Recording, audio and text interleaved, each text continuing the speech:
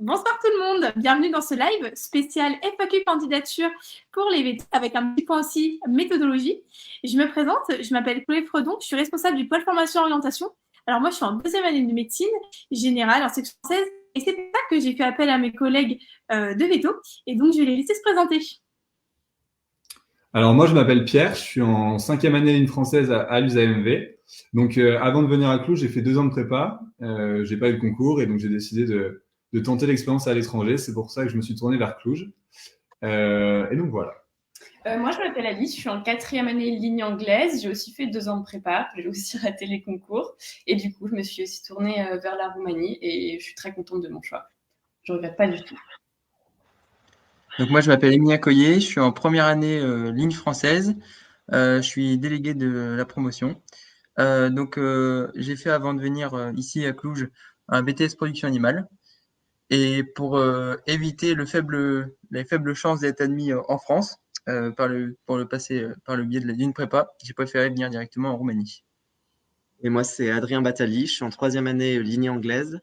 Avant de venir, j'ai fait 3 ans de prépa BCPST et j'ai fini en Roumanie et j'en suis plus que heureux. Et maintenant, je dis que j'ai raté le concours et grâce à ça, je suis en Roumanie. Exactement. Je suis d'accord. Eh bien, c'est top. Alors, on va passer tout d'abord un petit diaporama sur la méthodologie d'admission. Puis, on répondra ensuite aux questions que vous avez formulées sur le Google et on répondra ensuite aux questions dans le live. Donc, n'hésitez pas, on y répondra à la fin. Et du coup, tout de suite, on va passer au petit diaporama. Je vais laisser Alice et Pierre vous en parler. Ok, alors, on va parler un petit peu de la méthodologie admission. Donc, il faut savoir tout d'abord qu'on a une vidéo sur notre groupe Facebook qui détaille tout.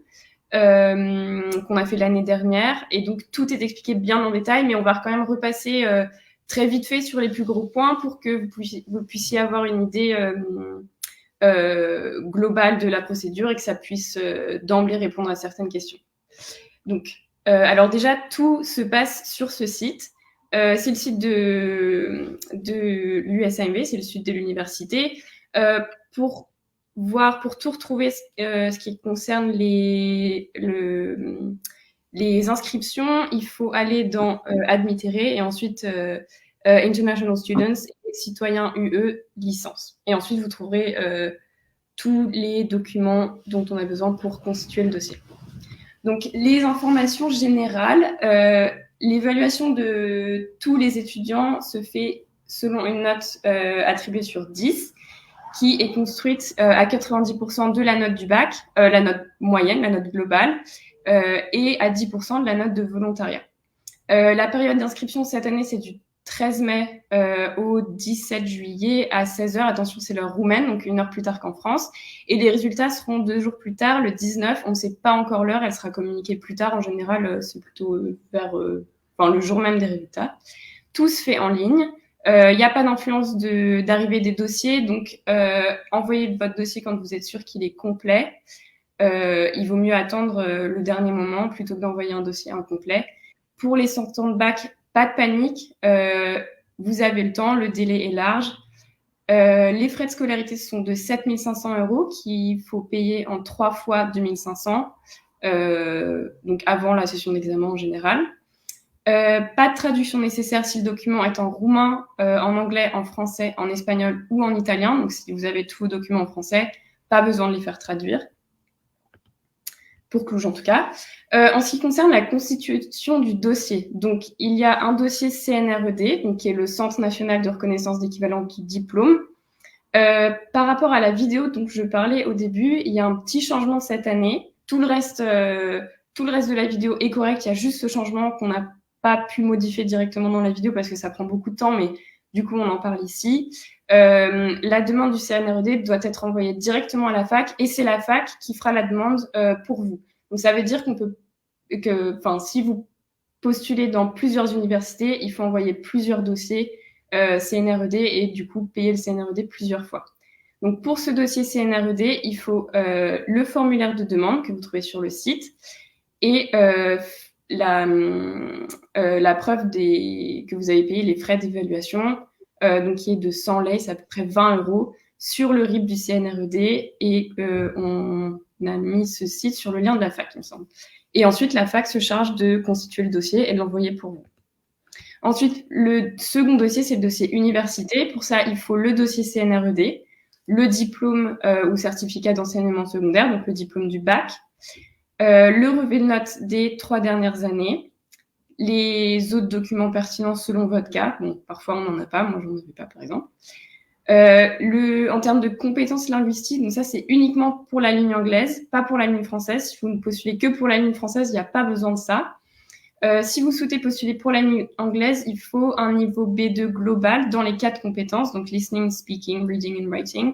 L'exception, c'est le bac mention européenne. Donc, si vous l'avez eu, vous n'avez pas besoin de passer ce test de compétences linguistiques. Ensuite, le certificat de volontariat, donc tous les stages que vous avez fait, tout ce qui montre votre implication dans la cause animale, il faut le joindre au dossier. Mettez tout. Et mettez tout dans le dossier quand vous l'envoyez parce que vous ne pourrez pas rajouter plus de preuves une fois le dossier envoyé. Dans le cas de Cluj, il n'y a pas d'élimination si vous avez 0 sur 10. Donc, si vous n'avez rien fait en termes de volontariat, vous n'êtes pas éliminé. Mais on ne veut pas parler pour les autres universités, ce n'est pas forcément le cas. Pour les pièces d'identité, soit un scan de la carte d'identité pour les Français ou du passeport, ou des deux, plus l'acte de naissance que vous obtiendrez en mairie. Pour le certificat médical, il faut qu'il date de moins de 3 mois, mais c'est plutôt simple. Les frais d'évaluation sont de 150 €. Et attention, il faut faire le virement de euros en euros, parce que sinon, avec les conversions, il peut y avoir des différences dans la valeur finale. Pour le dépôt du dossier, donc il faut scanner tous les documents dans l'ordre et les réunir en un seul PDF. Et ensuite renommer ce PDF avec, donc comme c'est écrit sur le diapo, nom du candidat, tiré du bas, dossier USAMV. C'est possible de postuler pour les 2 sections. Il suffit d'un seul dossier et d'un seul règlement. Et en fait, il faudra juste renseigner l'ordre de préférence. Donc, si vous voulez être pris de préférence en anglais, il faudra le mettre en premier choix. Si vous préférez être pris en français de préférence, il faudra le mettre en premier choix. Ensuite, une fois que vous aurez déposé votre dossier, vous recevrez un mail confirmant la bonne réception. Et si votre dossier est incomplet, vous en serez averti et donc vous pourrez le compléter par la suite. Et quand vous recevrez ce mail, une fois que votre dossier est complet, vous recevrez un identifiant individuel qui vous faut conserver parce que il vous servira à vous retrouver dans la liste au moment des admissions, parce que les listes ne sont pas nominatives. Et je vais laisser Pierre continuer avec le reste.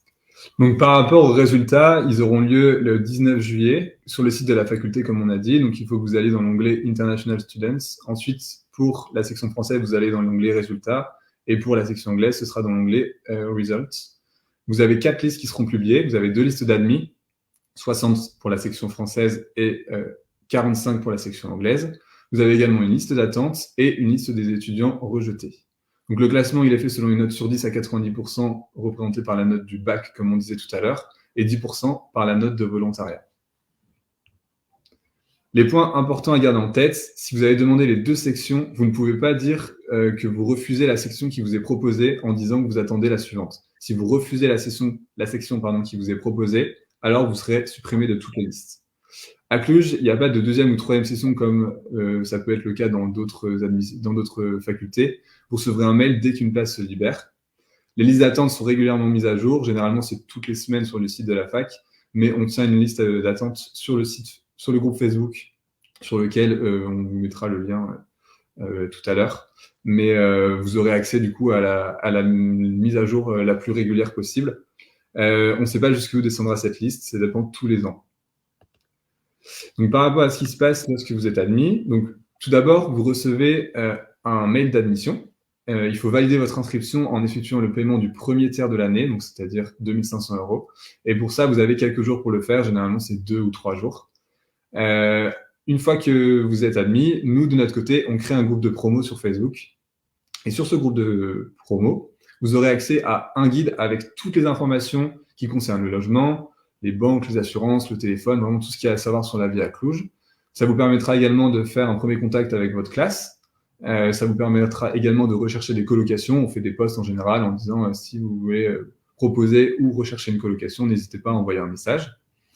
Vous devez venir signer le contrat sur place jusqu'à mi-août environ, ça dépend des années, mais globalement, c'est à peu près cette période-là. Et c'est impératif de venir sur place.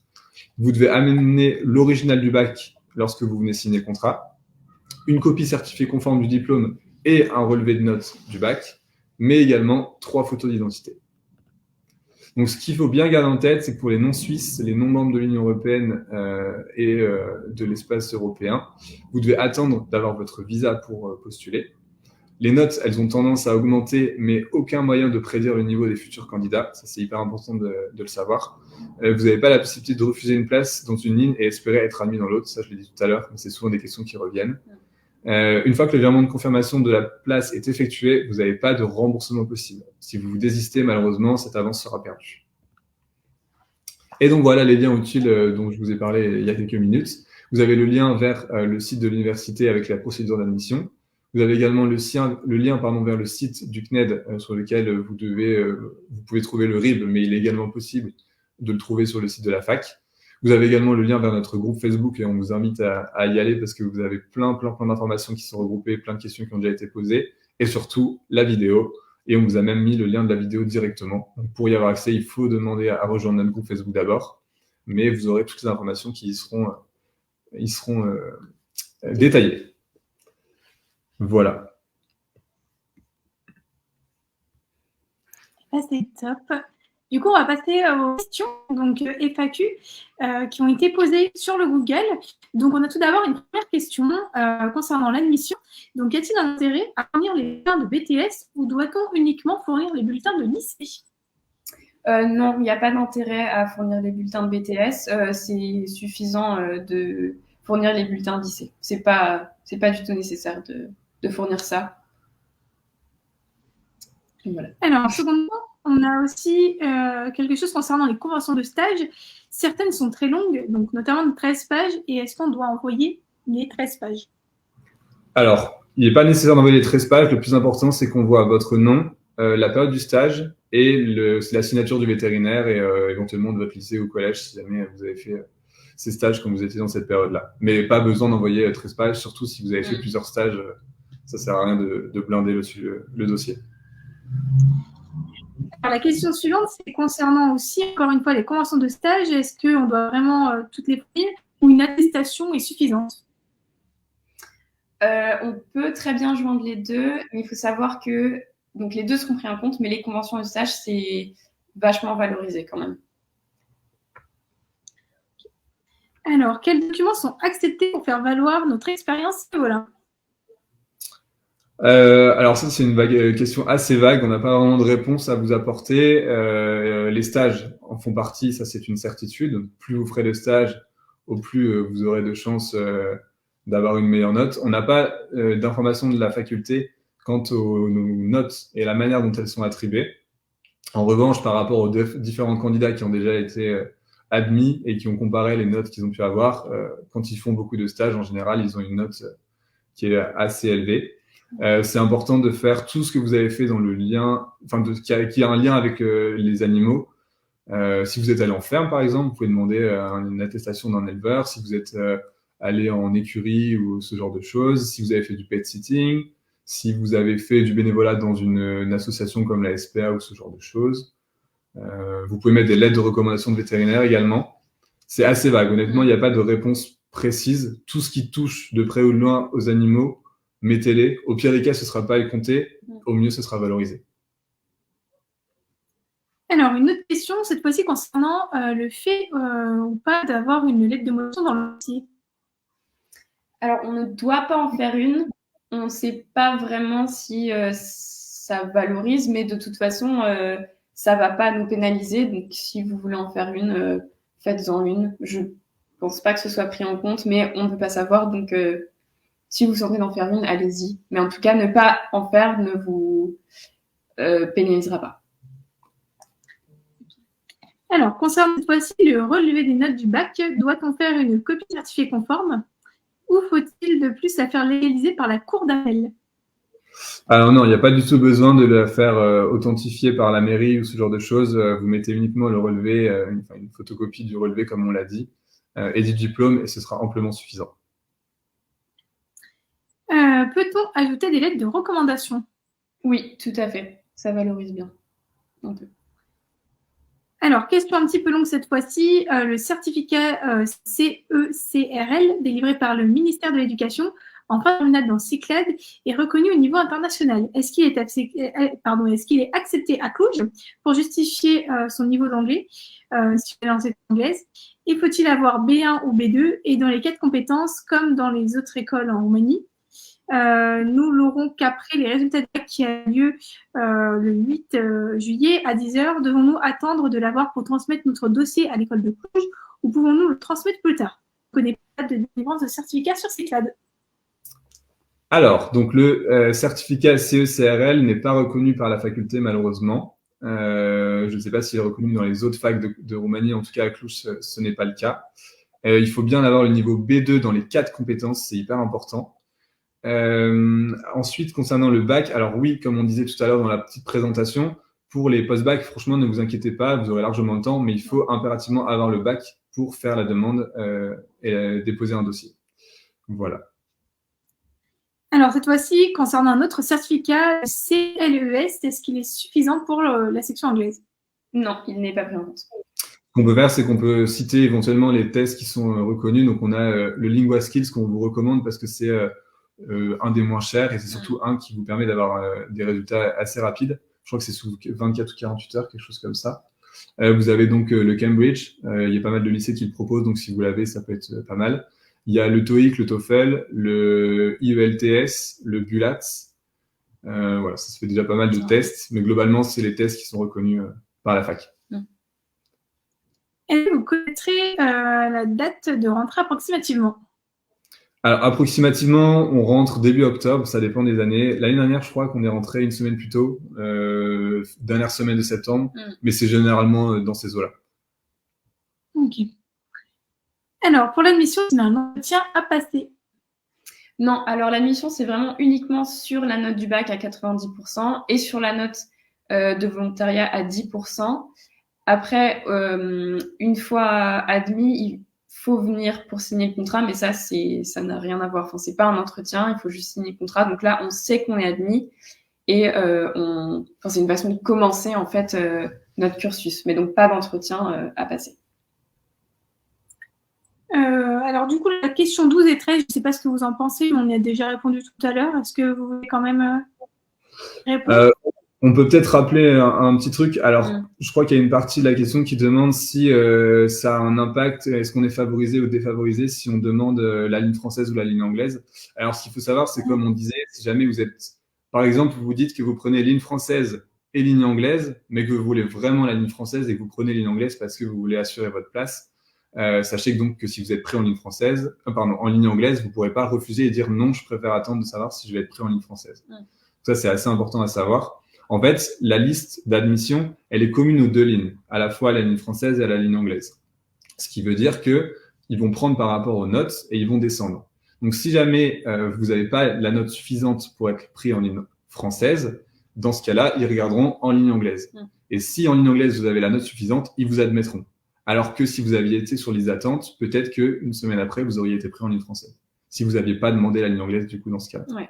Donc, c'est ça qui est hyper important à comprendre. Si c'est pas très clair, vous pouvez regarder dans notre vidéo, on réexplique. C'est un sujet qui est assez complexe, mais en tout cas, voilà, il faut faire attention aux choix qu'on fait parce que oui, effectivement, ça a un sacré impact ensuite. Ok. Alors, sinon, concernant la moyenne générale au bac pour l'admission 2023, combien était? Alors, en 2023, le dernier admis en section française avait 15,7 de moyenne et 10 sur 10 en volontariat, il était 35e sur la liste d'attente. Et en section anglaise, le dernier admis avait 16 au bac et 6 sur 10 en volontariat et il était 73e sur liste d'attente. Et on a aussi noté pour 2022, donc en section française, le dernier admis avec 16,3 et 6 sur 10 au volontariat. Et le dernier admis en anglais avec 15,3 et 6 sur 10 aussi. Donc le dernier français à être pris était 22e sur liste d'attente et le dernier anglais à être pris était 105e. Mais ça varie vachement selon les années et c'est un peu compliqué de prévoir jusqu'où ça va descendre et qui va se désister et qui sera le dernier à être pris. Mais bon, c'est toujours intéressant à savoir. C'est globalement dans ces eaux-là, mais c'est vrai que ça peut descendre plus et ça peut monter. Ça peut descendre moins aussi. Ça peut descendre moins. Donc voilà, c'est important de savoir que c'est uniquement à titre indicatif et que la liste d'attente descend plus ou moins selon les années parce que les dates coordonnent plus ou moins avec les résultats, par exemple, du Portugal, de l'Espagne, de la Belgique, de la France. Il y a plein de facteurs à prendre en compte. Alors, sinon, concernant le nombre de places en admission en section française et en section anglaise, combien est-il? On l'avait dit tout à l'heure, mais du coup, c'est 60 places en ligne française et 45 en ligne anglaise. Alors, est-ce qu'il y a beaucoup de dossiers pour la section anglaise? Alors non, il y a beaucoup... Enfin, bon, il y a beaucoup de dossiers, mais il y a beaucoup moins de dossiers en section anglaise qu'en section française.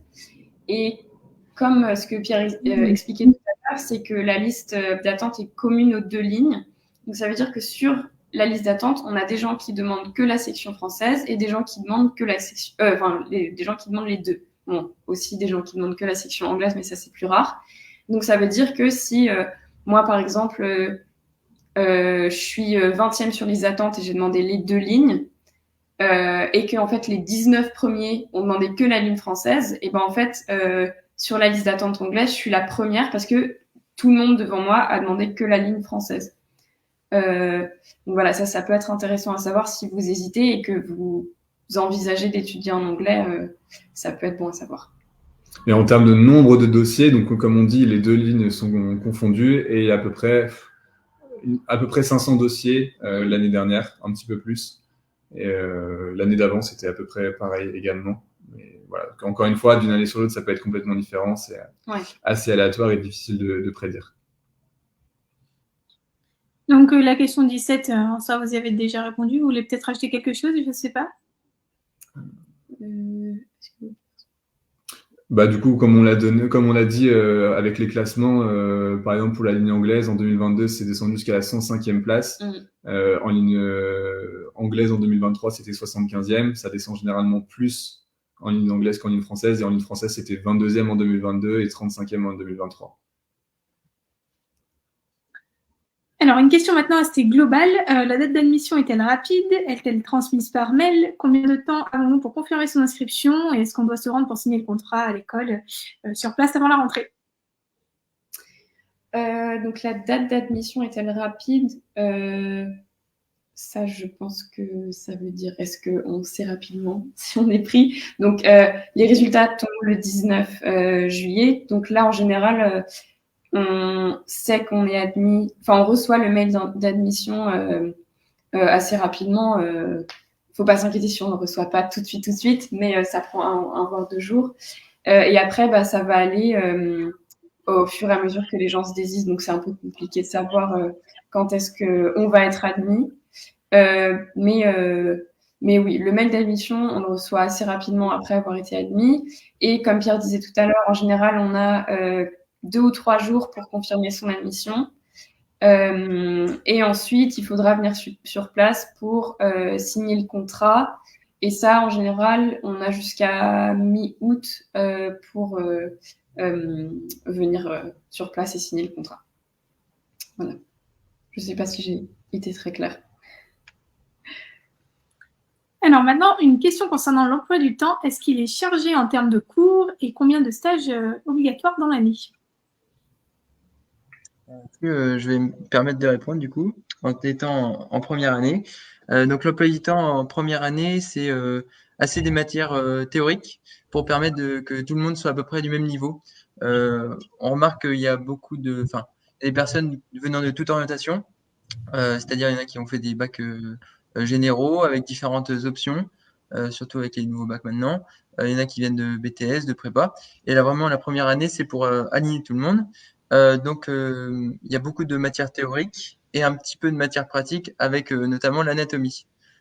Voilà.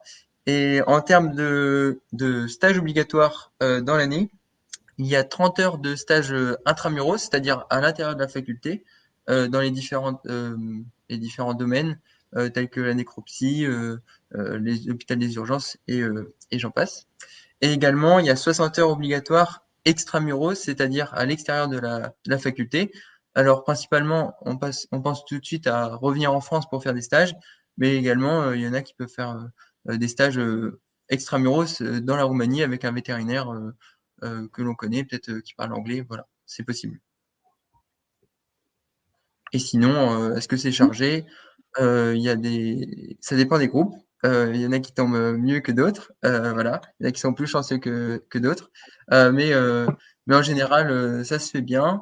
Ça se fait bien en général. Voilà. C'est good. Alors maintenant, on va passer sur les questions concernant la vie à Cluj.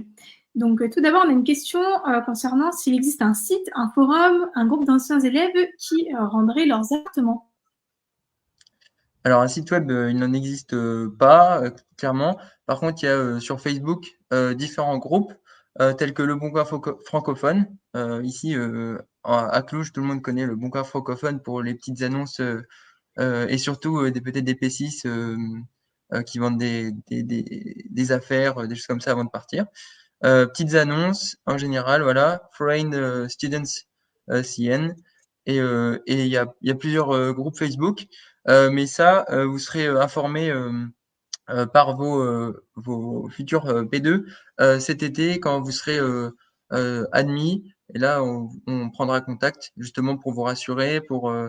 Il y aura un groupe Facebook créé à l'effigie justement de l'admission et justement pour discuter, voilà, pour répondre à toutes vos questions. Nickel. Alors, comment sont les appartements du coup? Plutôt des studios, plutôt des chambres? Alors, il y a de tout. Il y a des endroits qui louent juste des chambres. Il y a des endroits où c'est des appartements, des maisons. Il y a même des maisons avec jardin. Et il y a du très moderne comme il y a du très très vieux. Donc, faut s'attendre à tout. Faut chercher ce qu'on a envie de trouver. Faut faire attention par contre sur les sites quand il est noté chambre, donc caméra dans les annonces. Surtout si vous cherchez des colocs, le nombre de chambres, parfois les chambres, le salon ils appellent ça une chambre. Et c'est juste un canapé qui se déplie. Faut juste être vigilant là-dessus, mais sinon oui, on a absolument de tout. Justement, je rebondis Alors, là-dessus avec les groupes Facebook pour l'appartement et la prise de contact. Tout ça se passera également cet été où vous serez accepté sur un groupe Facebook et là vous pourrez prendre contact pour créer pour se lier peut-être d'amitié, mais en tout cas avoir les mêmes centres d'intérêt, peut-être le même rythme de vie et trouver les personnes qui vous correspondent entre guillemets si vous voulez vous mettre en colocation. ok. Alors, est-ce qu'il y a beaucoup de logements près de l'école et aussi peut-être des résidences universitaires? Alors oui, il y a énormément de logements qui sont très proches de l'école. Il y en a qui sont à moins d'une minute de la grille, donc ils sont vraiment tout à côté. Plus vous prenez proche, en général, ça va être cher aussi. Faut pas hésiter à s'éloigner un petit peu, parce qu'il y a des logements qui sont à des distances qui sont pas non plus énormes et qui sont vachement bien. Et pour les résidences universitaires, Ici, les résidences universitaires, pardon, nous appelons ça des camines. Camine, par exemple, agronomia. Moi, je suis dans une des camines. Il y en a plusieurs dans la ville de Cluj. Et entre guillemets, c'est le meilleur rapport qualité-prix. Vous êtes avec une personne dans votre chambre. Pareil pour l'admission. Enfin, dans le cadre de l'admission, si vous souhaitez être logé en camine, vous aurez à répondre à un petit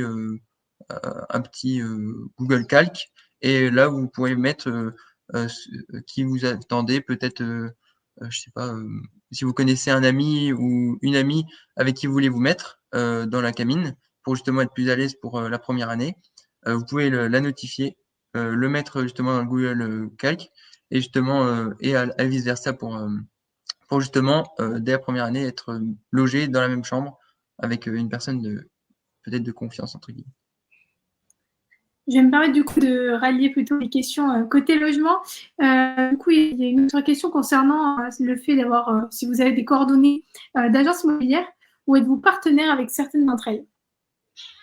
Alors, on n'a pas vraiment de contact avec des agents immobiliers. En revanche, on a pas mal de numéros de téléphone, d'adresses qu'on vous recommande. Et ça sera présent sur le guide que vous aurez lorsque vous serez admis et ajouté sur le groupe Facebook. Guide duquel je parlais quand je faisais la présentation au tout début. On vous mettra donc sur un groupe Facebook pour vous rappeler.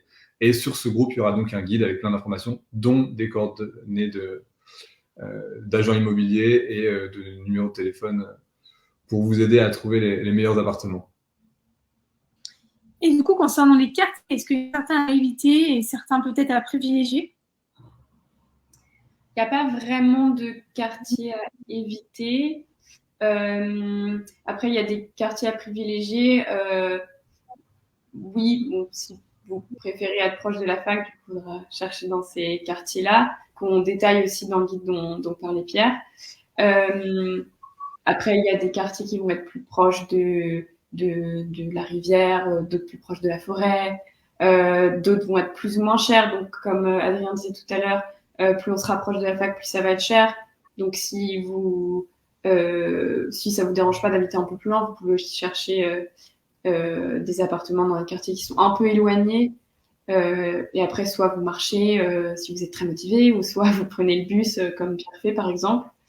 Voilà, pas vraiment de quartier à éviter, sauf si vous voulez absolument pas habiter loin. Dans ce cas-là, vous ne chercherez pas dans ces quartiers-là, mais tout sera détaillé dans le guide.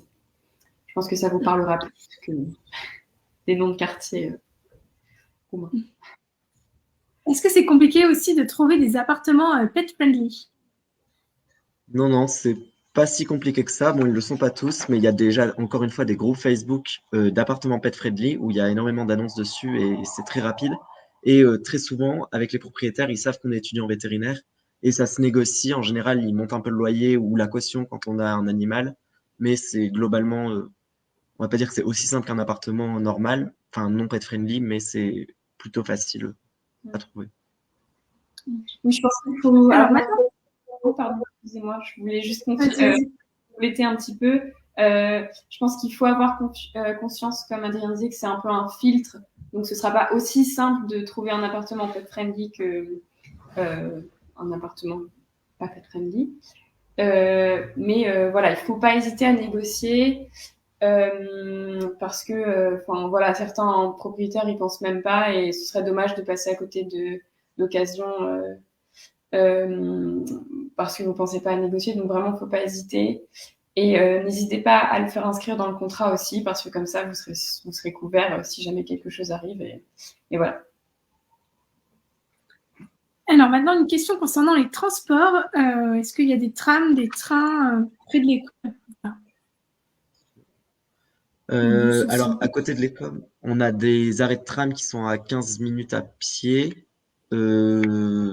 C'est pas trop loin. La gare, elle est plus loin, elle est déjà à 1 heure à pied, mais elle est qu'à 15 minutes en tram ou en voiture. Et quand on est étudiant, en plus, on a des prix sur les trains. On est à moins 90% en ce moment, si je dis pas de bêtises. Ça varie d'une année à l'autre, mais donc c'est très accessible, les gares et les trams à Cluj. Et concernant les bus, peut-être un petit point. Après, c'est pareil. Pour les bus, il y a, c'est assez accessible. Il y a un arrêt juste devant la fac. Donc, justement, c'est l'arrêt. Voilà. Et c'est Agronomia aussi. Donc, voilà, il y a vraiment des arrêts récurrents. Enfin, voilà. Sachant qu'il faut savoir que le vendredi, c'est gratuit. Donc, ça, c'est intéressant quand même. Et maintenant, en plus de 90%, c'est gratuit pour tous les étudiants. Ah oui, pas mal. Non, Oui, c'est gratuit pour tous les étudiants. C'est pas gratuit pour les étudiants, c'est gratuit pour les étudiants en médecine, mais par contre pour les étudiants en veto, on a une veto, c'est pas gratuit. 20% auprès de notre fac. Il faut qu'on fasse une demande, moi je le fais tous les mois, et on est remboursé à 90%, donc ça c'est pas mal. Ouais. Et là, le bus revient à 2 € par mois, donc c'est largement accessible. Ils desservent extrêmement bien tout le centre. Plus on s'enfonce dans les quartiers, dans les hauteurs de Cluj ou proche de la rivière, c'est un peu moins bien desservi, mais globalement, il y a beaucoup de bus et ils sont très très fréquents, donc c'est un très très bon moyen de transport. Et ils commencent très tôt le matin, terminent assez tard le soir, et il y a des bus la nuit, même si c'est un par heure en général, il y a toujours des bus qui passent à un moment de la nuit. Parfois, il faut attendre longtemps quand même. Sinon, il y a tout ce qui est taxi également, Bolt, il y a des trottinettes Bolt. Voilà.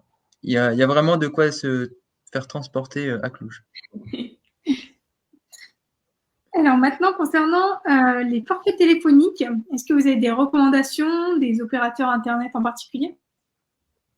Alors pour les forfaits, il y a un peu de tout, on trouve de tout. Il y a 3 gros opérateurs qui ont le marché ici, pas cher, c'est Vodafone, Digi et Orange. Le numéro roumain, c'est important, parfois, notamment, pour certains sites de livraison, pour entrer dans certaines salles ou dans certaines banques. Donc parfois, c'est mieux d'avoir un numéro roumain. Il y a des endroits où vous n'aurez pas forcément la Wi-Fi incluse dans vos logements. Et il y a par exemple, Digi et Orange, ils font le forfait et Wi-Fi et téléphone. Donc ça, c'est aussi à se renseigner. Parfois, c'est mieux que de payer la Wi-Fi par le loyer. Alors maintenant, une question concernant l'assurance santé. Est-ce qu'il y en a une et la sécurité sociale en Roumanie, du coup, comment ça se passe?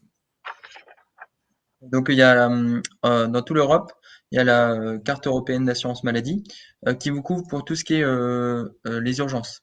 Cependant, pour tout ce qui est si on vous garde entre guillemets sur plusieurs jours, là ça va être là il va falloir débourser de l'argent. Et donc là, il y a justement euh, des, des assurances en plus qui peuvent rentrer en compte. Personnellement, j'en souscris à une et on peut justement dire de telle date à telle date pour souscrire. Et si par exemple vous revenez en France, vous dites bah, je souscris plus pour justement ne pas être pas payer pour rien, entre guillemets. Ça, c'est pareil pour tout ce qui est information comme ça. Vous trouvez ça dans le guide dès que vous serez admis. Ok. Alors maintenant, concernant la carte de résident étranger pour étudier en Roumanie, est-ce qu'on a besoin d'en avoir une? Vas-y. Alors, si vous êtes de nationalité européenne ou suisse, il n'y a pas forcément besoin. Après, on a ce qui s'appelle le CNP qu'on vous recommande de faire parce que, encore une fois, il y a beaucoup d'endroits qui vont demander le CNP, notamment l'ouverture de compte en banque ou quelque chose. C'est pour légaliser votre droit sur le sol, mais il n'est pas obligatoire si vous restez pas plus de 3 mois de suite en Roumanie ou si vous êtes résident en pays européen, en France ou en Suisse, plus de 6 mois dans l'année ou si vous y travaillez. Donc, pour ceux qui sont de l'Union européenne ou de la Suisse, c'est pas obligatoire. Pour les non-Union européenne, c'est par contre complètement obligatoire. Et il y a dans le guide qui vous sera donné cet été toutes les étapes pour aller le chercher. Et on vous recommande quand même de le prendre. Je me permets de rajouter du coup pour les étudiants maintenant européens concernant le droit du sol, le TNP maintenant, vu qu'on est passé dans l'espace Schengen, ce n'est plus obligatoire, peu importe la durée. Mais par contre, il peut être encore demandé pour tout ce qui est bancaire ou certains documents au sein de la faculté. Donc, c'est quand même toujours conseillé de le faire. Mais après, vous inquiétez pas, c'est un document qui se demande uniquement une fois que vous êtes en Roumanie, donc vraiment, vous tracassez pas du tout avec ça pour le moment. C'est une fois que vous arriverez en Roumanie, que vous serez accepté. On vous en parlera au début de l'année. C'est une démarche vraiment un peu galère à faire parce qu'il faut se lever tôt le matin. Mais globalement, c'est faisable et c'est pas très compliqué.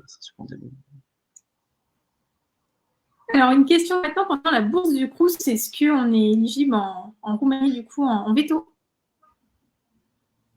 Donc, la bourse du Crous, non. Il y a eu des pétitions de réaliser. Cependant, nous ne sommes pas éligibles aux bourses de Crous en Roumanie. Alors, comment se passe sinon la vie associative à Cluj? À Cluj, c'est très simple. Il y a un florilège d'associations qui existent pour toutes et tous, pour tous les goûts.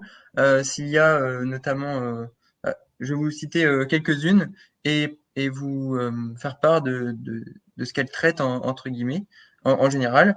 Donc il y a l'ACE, l'association clujoise des étudiants clujois, voilà, qui traite de tout ce qui est chien et chat principalement, avec environ, je sais pas, il me semble que c'est environ un webinaire par semaine, avec et chaque association justement fonctionne comme ça. Il y a des fois des TP, des webinaires, avec des fois il y a des associations qui font venir directement des vétérinaires de France en Roumanie ici, justement pour échanger directement. Et ça peut être l'occasion de trouver des lieux de stage. Donc pour tout ce qui est chien et chat, c'est principalement l'ACE. Il y a également les groupements techniques vétérinaires juniors, ici à Cluj également, donc pour tout ce qui est rural, la rurale en général. Et donc, la rurale, c'est global. Ça touche de l'abeille, du grand ruminant, la vache, des petits ruminants, des moutons. Voilà, c'est vraiment vaste. Et il y a également l'AVEF, l'association vétérinaire des étudiants français juniors. Et donc, c'est équine. Voilà, pour tout ce qui est. Ils appellent ça les poufs équines. Voilà, si ça intéresse les personnes. Voilà. Et toutes ces associations, ACE, GTV et l'AVEF, sont en français. Voilà. Dans les autres assos, avec des conférences vétérinaires, on a aussi Yabumba qui vont traiter donc tout ce qui est NAC et animaux exotiques. Alors celle-là, elle a la particularité d'être en anglais.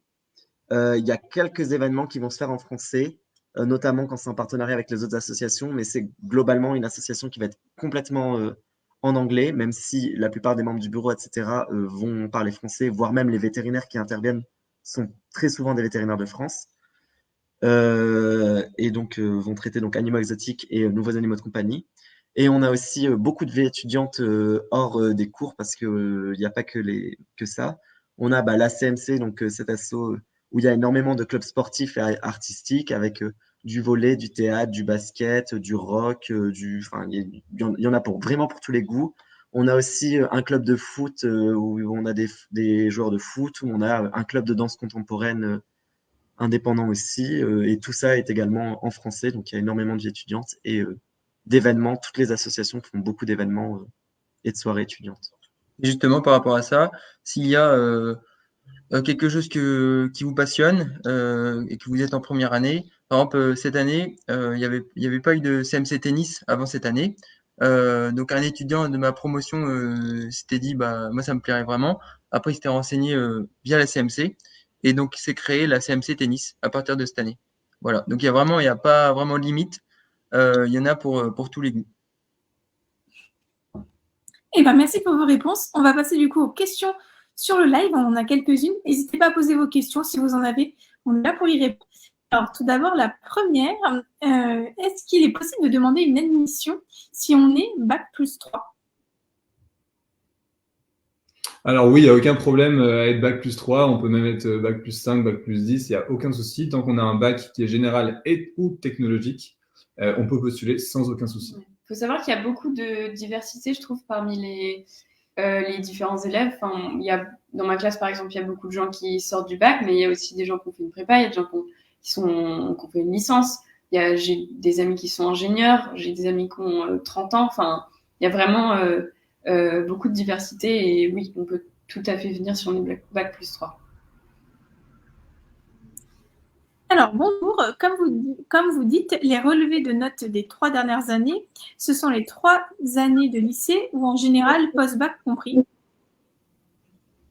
Les 3 dernières années de lycée. Il faut le seconde, première et terminale. Le post-bac n'est pas nécessaire. Alors, les originaux des conventions de stage sont-elles aussi à rapporter lors de la signature des contrats ? Non, c'est pas demandé. Les originaux des conventions de stage, non. Ce qu'il faut, par contre, c'est, comme on l'a dit, c'est l'original de votre bac. Voilà, pour avoir et pour pouvoir signer. Voilà. Oui. Alors, monter à cheval plusieurs années en club hippique peut-il compter dans la note bénévolat ? Merci. C'est compliqué à savoir, comme on en parlait tout à l'heure, on ne sait pas exactement ce qui est pris en compte et ce qui n'est pas pris en compte. Nous, ce qu'on peut vous conseiller, c'est de le mettre de toute façon parce que vous ne serez pas pénalisé. Donc, si jamais c'est pris en compte, c'est une bonne chose de le mettre. Ce serait dommage de passer à côté. Donc, pourquoi pas. Et donc, pourquoi pas demander une lettre de recommandation par votre centre équestre. Il ne faut pas hésiter aussi, si tu ne fais pas que monter, mais que tu t'occupes de l'écurie, etc., d'insister aussi sur cette partie-là parce que c'est intéressant aussi pour ici. Alors, une admissibilité au concours des écoles véto françaises post-bac peut-il être valorisée ? Non, pas du tout. C'est vraiment la note du bac global, la moyenne globale et le volontariat. Et ça, malheureusement, ça ne va pas rentrer dans le volontariat. Enfin, en tout cas, je serais très étonnée. Alors, bonjour. Si on a déjà l'équivalence CRNED, doit-on la refaire ou juste la joindre ? La mienne a été validée en mars 2024. Merci. Alors, si votre équivalence a déjà été validée, vous n'avez pas besoin de joindre le dossier, le formulaire de demande et la preuve de paiement. Vous joignez juste votre équivalence et ce sera considéré comme étant suffisant pour les pièces à apporter pour le CNRD. Alors, si on est admis après mi-août, si c'est possible, quel est le délai pour venir signer le contrat? Alors ça, c'est une bonne question. Oui, c'est possible parce que la liste d'attente va évoluer jusqu'à ce qu'il y ait des désistements et parfois ça va jusque septembre puisque la Belgique donne ses résultats mi-septembre, je crois, si je me souviens bien. Donc le délai pour venir signer le contrat, je crois que dans ces cas-là, si c'est mi-août, vous avez jusque septembre. Alors je suis pas sûr à 100%. Ou alors directement, si vraiment on est trop proche de la rentrée, je crois que la secrétaire conseille de venir directement le signer sitôt la de la rentrée. Alors, est-ce que l'adaptation pour les cours en anglais est difficile, même pour un niveau B2 ou plus? Alors, pour un niveau B2 ou plus, non. Il faut savoir qu'on est... Bon, il y a des gens qui commencent en section anglaise qui sont très à l'aise de base, mais c'est loin d'être la majorité. Il y a beaucoup de gens qui ont un niveau bac, enfin donc un niveau B2, et qui sont pas confortables en anglais. Ça, c'est normal de commencer sans comprendre tout, sans être à l'aise en anglais. Mais donc voilà, il faut savoir qu'on n'est pas seul et que c'est le cas de beaucoup de gens qui commencent en section anglaise et qu'en fait l'adaptation se fait très vite. En plus, les profs sont pas, c'est pas leur langue maternelle, donc ça veut dire qu'ils parlent un peu plus lentement et ils ont un accent moins fort. Et donc c'est encore plus facile à comprendre, je trouve. Et il faut vraiment pas avoir d'inquiétude par rapport à ça parce que ça se fait très bien pour tout le monde. Parfois, ça fait un peu peur, c'est sûr, et il faut se lancer, mais voilà, il faut savoir que ça se fait bien et que vous n'êtes pas tout seul, loin de là. Donc, non, ça se fait bien au niveau compréhension. Et si je peux me permettre de rajouter, pour rassurer, dis-toi que de toute façon, tous les mots que tu connais pas en anglais, qui sont des mots compliqués, vous les connaissez pas en français non plus, donc c'est vraiment pas une lacune. Si ça peut rassurer. Et de plus, par rapport à ça, le niveau en anglais, ça peut être intéressant aussi. Par rapport à la vie à Cluj, en général, faut parler entre guillemets anglais quand même pour pouvoir se débrouiller, se dépatouiller pour vivre, aller faire les courses, demander des choses, je sais pas, dans les petits commerces. Cependant, il y a toujours Google est notre ami, Google Traduction qui peut être très utile. Enfin voilà, il n'y a pas vraiment de limite. Voilà. Et sinon, il y a même on a des cours en roumain pour se dépatouiller, pour les bases. Et de plus, il y a même certains Roumains qui parlent français parfois. Donc voilà. Alors, si on a fait du bénévolat dans les refuges, fermes ou SPA, il faut une convention ou attestation, certificat, juste une recommandation. Alors oui, pour le bénévolat dans les refuges, etc., il faut une attestation de la personne qui vous a supervisé, entre guillemets, pour avoir une preuve écrite de votre présence pendant ce stage. Donc oui, il faut demander quelque chose d'écrit et de signé. Ou sinon, par rapport à la SPA, j'avais été bénévole à SPA. Le contrat que vous signez au début d'acte de bénévole vaut pour prouver que vous avez été bénévole à la SPA. Après, faut pas lésigner sur tout ce qui est preuve de recommandation, de marque de bénévolat que vous avez pu faire dans l'application du bien-être animal, voilà, de l'élevage. Donc tout ce que vous pouvez mettre, faut mettre. Voilà. Il n'y a pas de limite. Alors, concernant maintenant l'emploi du temps, à quoi ressemble-t-il sur une semaine? Combien d'heures de cours? Et part de travail personnel à côté? En première année, alors, donc comme je disais, ça se passe très bien en général. Parfois, on a même notre vendredi, sachant qu'on n'a pas des journées complètes. Donc ça, c'est à l'ordre de général. Je pense pas que ça va passer correctement si je vous montre en vidéo voilà un emploi du temps type.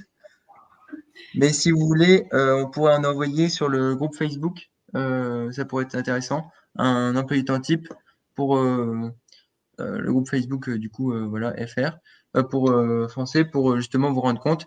Mais en général, l'emploi du temps de première année est est très confortable, entre guillemets, pour s'investir peut-être dans la vie associative, pour reprendre bien dès le début les cours et tout ça, pour justement être confortable dès la première année. Voilà.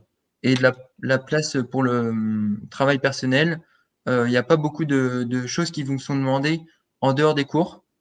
Tout ce qui est, en tout cas en première année, il n'y a pas beaucoup de choses qui vous sont demandées. Bien sûr, après, lors des sessions d'examen, forcément, il faut travailler vos examens. Et là, c'est un peu plus compliqué peut-être. Mais sinon, en général, ça se passe très bien. Ce c'est qu'on est sur un système de fac, donc c'est pour ça que les cours peuvent paraître.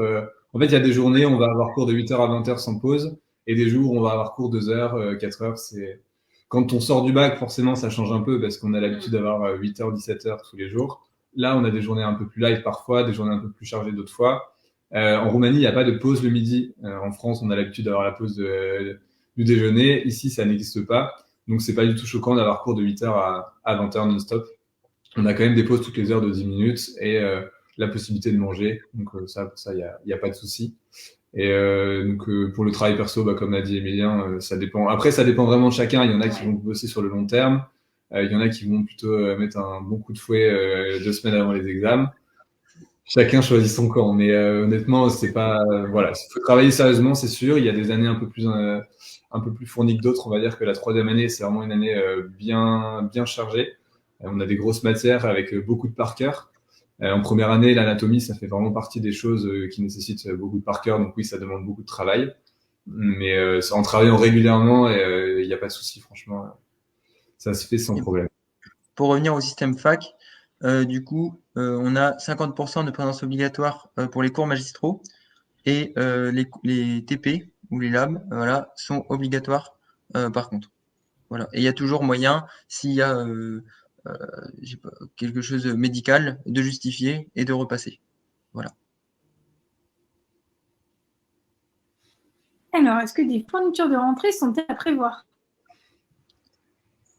Et à tout à chacun, il y en a qui préfèrent prendre sur tablette, sur ordinateur. Il y a des prises dans la plupart des salles. Il y en a qui préfèrent prendre sur papier. Alors attention, il n'y a pas de papier petit. Enfin, les carreaux qu'on utilise beaucoup en France, on n'en trouve pas du tout ici. C'est à savoir parce que c'est surprenant. Mais sinon, non, il n'y a pas spécialement. En première année, en anatomie, on nous demande un scalpel et une pince, mais qu'on va utiliser 5 fois, mais on nous le demande. Mais parfois, ça vaut le coup, comme on est divisé en plusieurs groupes, d'en avoir un qu'on passe de groupe en groupe avec des gens d'autres groupes. Donc, c'est pas forcément acheté pour le premier semestre en plus. Donc, pour avant la rentrée, c'est pas, il y a rien de faramineux et il n'y a pas de livre non plus. Chaque prof va conseiller un peu ses livres, mais qui sont jamais obligatoires, voire parfois disponibles en PDF si vous contactez les années supérieures. Tout à fait. Et vous aurez par exemple, vous aurez par année un drive pour justement redispatcher les cours et le matériel entre guillemets numérique pour justement pouvoir bien communiquer sur et partager. Et pour les fans de papeterie, avoir tout bien les petits fluos et compagnie, il y a plein de papeterie en Roumanie. Personnellement, je m'étais renseigné avant de venir en Roumanie et j'avais trouvé qu'il n'y avait pas beaucoup de papeterie. Enfin, j'avais trouvé ça en réponse. Mais finalement, en venant sur le terrain, on se rend compte qu'il y a beaucoup de papeterie. Voilà. Donc, il y a de quoi faire et il y en a pour tous les goûts également encore. Et si je peux juste ajouter par rapport aux frais qui sont du coup demandés en termes de fourniture tout au long de la scolarité, globalement, vous devrez acheter des bottes. Mais ça, vous embêtez pas à les mettre dans votre valise parce que vous en trouvez chez Decathlon sans aucun problème, parce qu'il y a Decathlon ici. Ouais. Vous aurez à acheter des tenues de clinique, mais ça c'est pareil, acheter-les sur place, ce sera beaucoup moins cher et en plus, il y a vraiment plein de magasins qui vous les proposent. À partir de la 3e année, on vous conseille d'acheter un stéthoscope. Parfois, avant, ça peut être utile, mais c'est vraiment utile à partir de la 3e année. Et sinon, je pense à rien de spécial. Mais... Ouais. Vous pouvez prendre vos blouses les premières années. Oui, le matériel de suture. Mais globalement, il n'y a pas beaucoup de frais à côté de ce que les frais de scolarité vous coûtent. C'est globalement parfois des livres, comme on dit, mais les livres ne sont pas du tout obligatoires. Et voilà. Et oui, comme disait Adrien, une blouse en première année pour les TP. Par contre, c'est obligatoire. Donc, pareil, si vous n'avez plus de place dans votre valise, vous trouverez ça ici. C'est facile à trouver également.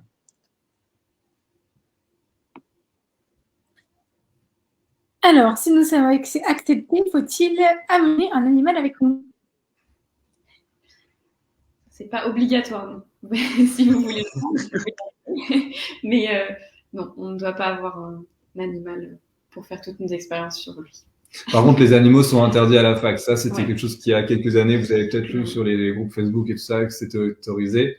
Ça fait quelques années maintenant qu'ils ont dit que c'était terminé. Donc, vous pouvez le ramener avec vous dans votre appartement, le promener dans la ville sans aucun problème, mais on n'a pas le droit de l'amener en cours. Et voilà, pour l'amener ensuite, vous pouvez soit utiliser l'avion. Il y a des compagnies qui vous proposent d'emmener les animaux. Il n'y en a pas beaucoup. Et il faut faire des escales. Ouais. Ça, je pense qu'Alice, elle en parlera mieux que moi. Ouais. Mais voilà, ou alors la voiture. Ouais, on avait avant une compagnie qui offrait des vols directs de Paris, de Cluj à Paris, Paris à Cluj. Et malheureusement, c'est plus le cas. Et donc maintenant, quand on veut voyager avec un animal, il faut faire des escales. Et donc ça coûte plus cher et c'est plus long. Mais voilà, il y a quand même plusieurs compagnies qui proposent ça. Donc il y a Lufthansa, il y a LOT, qui est une compagnie polonaise. Voilà, c'est les deux auxquels je pense, mais il y en a un peu plus. Enfin, on se débrouille, c'est un peu plus compliqué, mais c'est faisable. Et moi, je le fais régulièrement. Je fais 2 allers-retours par an avec mon chat et voilà, ça se passe très bien. Et sinon, pour ce qui est de l'amener en voiture, les groupes Facebook dont on vous parlait, comme le Bon Coin francophone, etc., il y a régulièrement des gens qui font le trajet en voiture et qui prennent des animaux contre paiement. Soit avec vous, vous pouvez aussi venir dans la voiture, soit il y en a qui prennent même les animaux sans vous, vous les mettez dans le coffre en France ou ici et ils vous les livrent de l'autre côté. Comme eux font le trajet de toute façon. Pour des grosses valises aussi, ça peut être pas mal utile. Ils sont habitués en général. Donc pour faire des pauses pipi et compagnie, ils sortent les chiens. Enfin, c'est très bien fait. Il faut juste vous assurer que votre animal peut voyager. Donc, il lui faut un passeport, il faut un vaccin rage. Faites attention parce que s'il ne l'a jamais fait, la première dose doit être administrée au moins 21 jours avant le départ. Donc ça, il faut le prendre en compte. Après, quand on fait les rappels, bon, c'est pas un souci. Mais voilà, il faut quand même se renseigner sur la légalité de la chose. Mais voilà, il n'y a pas énormément de choses à prendre en compte. Il faut juste les prendre en compte et pas se faire avoir au dernier moment. Mais voilà. Alors, est-ce que le niveau de français des professeurs est bon ou mieux vaut-il l'anglais si on est à l'aise en anglais? Alors, ça va dépendre.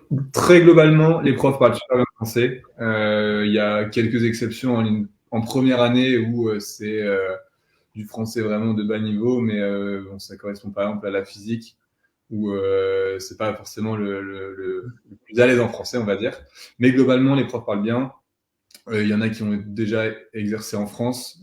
Je pense à un prof de repro qu'on a qui a fait 13 ans en France, donc honnêtement, il est clairement bilingue. Ouais. Et les profs parlent vraiment très bien. Donc, si jamais le français est plus à l'aise, vous êtes plus à l'aise en français, vous préférez avoir cours dans votre langue maternelle, prenez le français. Après, si vous êtes très à l'aise en anglais, ça vous permettra d'avoir des personnes d'origine un peu différentes dans votre classe et c'est tout aussi enrichissant. Mais le niveau de français ne doit pas être un frein en tout cas. Bonjour, une moyenne d'environ 14. Est-il possible pour entrer en école vétérinaire? Merci. Alors, c'est une question un peu difficile parce qu'on ne sait pas trop, comme on disait, jusque combien va descendre les attentes cette année, jusque combien vont aller les notes. Et ça, malheureusement, on ne le saura que l'année prochaine. On ne peut pas vous dire que vous serez pris ou pas pris. Je pense que ça vaut le coup d'essayer parce que si jamais cette année, pour X raisons, il y a très peu de dossiers, peut-être qu'avec 14, vous seriez pris. Peut-être que les dossiers vont être exceptionnels et cette année, vous n'aurez pas de chance. Ça, malheureusement, on ne peut pas trop vous dire. Ce que je peux vous conseiller, c'est de vous renseigner auprès des autres facultés de Roumanie qui ont des critères de sélection parfois un petit peu plus bas, ça dépend lesquels. Bucarest a des quotas aussi assez élevés, mais vous pouvez vous renseigner auprès de Timișoara et Iași qui peut-être auront des demandes un petit peu inférieures. Mais voilà, c'est assez compliqué comme réponse. On ne peut pas trop s'avancer là-dessus, malheureusement. On ne voit pas dans le futur. Il n'y a pas de filière française, si je ne dis pas de bêtises. C'est que française, pardon. Ouais, c'est uniquement à Timișoara si vous voulez la ligne française et à Iași, ligne anglaise.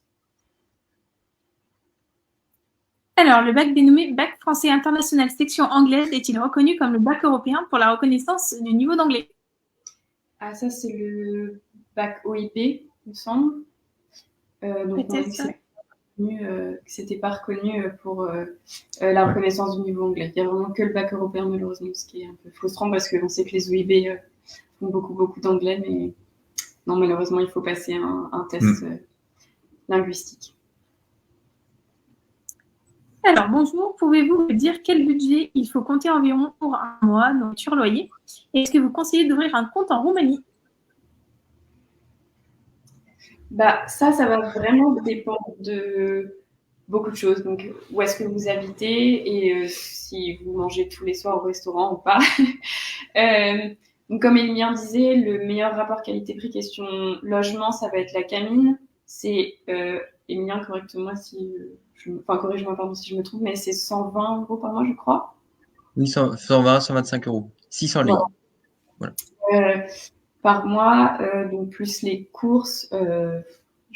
Ça pareil, ça dépend de si vous mangez beaucoup ou pas beaucoup, ça dépend de plein de choses. Est-ce que vous faites le marché, les supermarchés, des desserts, Et ça dépend de votre régime, entre guillemets. Si vous avez un régime à base de beaucoup de produits laitiers, on va trouver forcément, ici, ils sont francisés un petit peu. Il y a plein de produits qui sont importés de France. Par exemple, du comté, vous allez trouver du fromage de France, mais ça va être plus cher. Voilà, forcément. En fait, c'est si vous adaptez, entre guillemets, aux produits que vous trouvez en Roumanie, ça sera moins cher. Par contre, si vous voulez toujours garder le même rythme à la française, avec peut-être du lait ou même, ils vendent ici du French butter. Voilà. Du coup, forcément, dès que vous aurez des choses, si vous voulez pas vous adapter, entre guillemets, à la Roumanie, ça va être plus cher. Les prix sont beaucoup moins chers les prix sont moins chers de manière générale pour l'alimentation qu'en France, mais ils sont pas non plus extrêmement bas. Ça a bien augmenté aussi avec l'inflation. Donc voilà. Après le loyer, comme on disait, ça dépend. Si vous êtes en coloc, on peut tourner aux alentours de 350, 400, 450 € par mois. Peut-être moins si vous trouvez la perle rare et si vous vous éloignez de la fac. En revanche, si vous êtes seul et proche de la fac, les loyers peuvent monter de 500, 550, voire 650. Les loyers ont aussi bien augmenté, donc voilà, je ne sais pas si ça répond à votre question.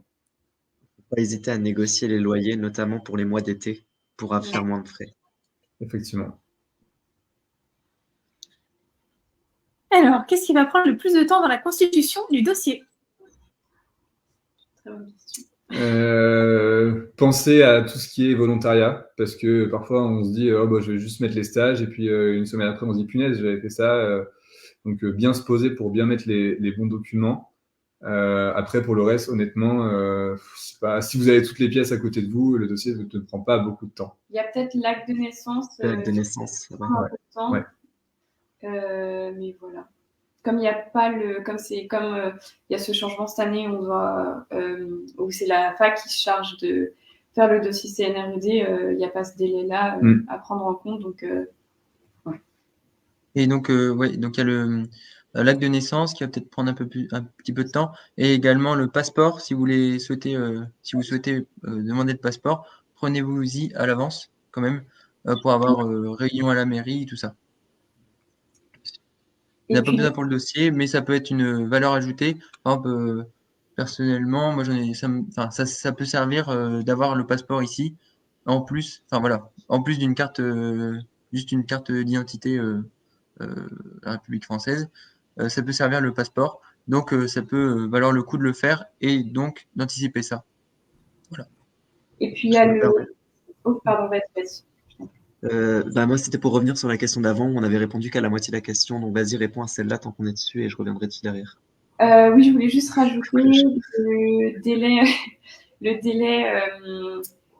concernant le test de compétences linguistiques. Donc, ça dépend du test que vous choisirez, mais il faut bien avoir en tête que certains tests vont pas proposer des séances hyper souvent, donc vous pouvez avoir un petit peu de délai à ce niveau-là, et ensuite le temps d'attente des résultats du test. Donc ça, il faut un petit peu anticiper ça.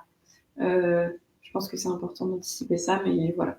Ouais, comme on disait, le Lingua Skills, en 48 heures, je crois que vous avez les résultats. Et après, pour les autres, ça dépend, ça peut être plus long. Le TOEIC, le TOEFL, c'est un peu plus long. Et ça dépend des endroits en plus en France. Ouais, ça dépend des endroits. Alors, le Lingua Skills peut se faire à distance. Ça, c'est important à savoir. C'est souvent celui-là qu'on recommande parce qu'il est à distance et vous avez les résultats sous 24-48 heures. Faites le Lingua Skills. Et dans la question précédente, du coup, je me permets, parce qu'il m'a fait penser avec les passeports, vous aviez demandé si ça valait le coup d'ouvrir un compte en Roumanie. Ah oui, c'est vrai. Ça peut valoir le coup pour certaines choses. C'est pas obligatoire. Enfin, moi, je vis très bien sans. Il y a beaucoup de banques françaises qui permettent de pas avoir de frais du tout ou où ça se négocie. Encore une fois, tout se négocie en banque pour pas avoir de frais. Il y a des endroits quand même où ça va être obligatoire. Pour certaines, par exemple, salles de sport, il me semble, c'est obligatoire d'avoir une carte roumaine, un compte en banque roumain. Faut savoir aussi qu'il y a beaucoup de transactions qui se font entre étudiants parce que, notamment ici, quand vous allez au restaurant, etc., il y a beaucoup d'établissements qui ne peuvent pas séparer la note. Donc, il y a beaucoup aussi qui préfèrent se faire plutôt des comptes Revolut ou des choses comme ça pour aussi simplifier les échanges entre étudiants. Et sur ces comptes-là, on peut passer très facilement du lei à l'euro. Alors, maintenant, une question concernant les notes de français de la première du lycée. Est-ce qu'elles sont prises en compte? Elles sont prises en compte indirectement puisqu'elles influent sur la note finale, mais il y a uniquement la note finale du bac qui est prise en compte. Alors, savez-vous s'il y a un club ou une équipe de rugby?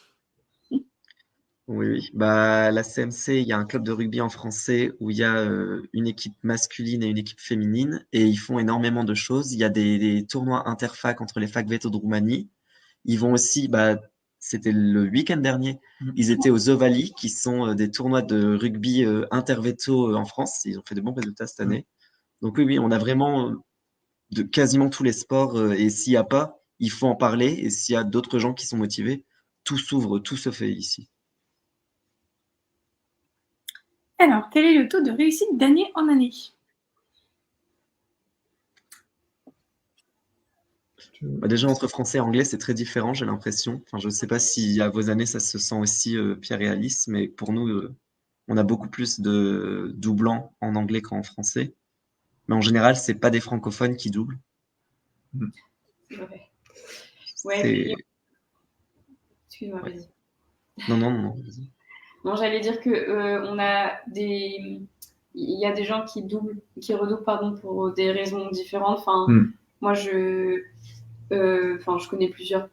Enfin, ouais, je sais pas, je dirais peut-être la moitié des redoublants, c'était pour des raisons de santé. Bon, après, il y en a pas beaucoup, hein. Je crois qu'il y en a deux par an sur 45, c'est les dernières années, pour ma classe en tout cas. Après, en première année, on avait eu quelques abandons. Mais bon, c'était quand même, déjà c'était pas les Français, je sais pas pourquoi. Et puis on était, moi j'ai ma première année, c'était en 2020, donc c'était pendant le Covid. Je pense que c'était un peu plus compliqué parce qu'on était majoritairement en ligne, tout le monde était chacun un peu de son côté, c'était compliqué. Donc voilà, mais globalement c'était aussi des gens qui se sont rendus compte que c'était pas vraiment ce qu'ils voulaient faire et donc qui se sont arrêtés, mais voilà, ce qui est totalement légitime. Mais sinon, plutôt, un très bon taux de réussite. Je dirais, on a quand même pas mal de chance quand on rate un examen. On a plusieurs chances pour le repasser, plusieurs opportunités. Donc, non, très bon taux de réussite quand même. Parce que du coup, l'année est divisée en 2 semestres. Vous avez 2 sessions d'examen, une qui a lieu aux alentours de février à peu près, et une qui a lieu aux alentours de juin. Vous avez des examens. Si jamais vous avez des rattrapages, vous avez la possibilité de les repasser aux sessions de rattrapage qui ont lieu en septembre, novembre et avril. Donc vous avez quand même pas mal de chance. Voilà, si vous bossez sérieusement, honnêtement, il y a pas de souci, et vous avez le droit d'avoir des rattrapages et de repasser des matières.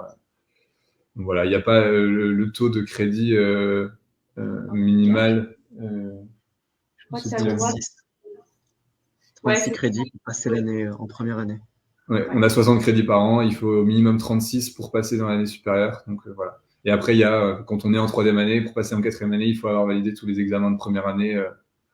Voilà, pour passer dans la 5e année, il faut avoir validé toute la première et la 2e, je crois, quelque chose comme ça. Donc honnêtement, non, en termes de taux de réussite, il n'y a pas de souci à se faire, comme disait Alice.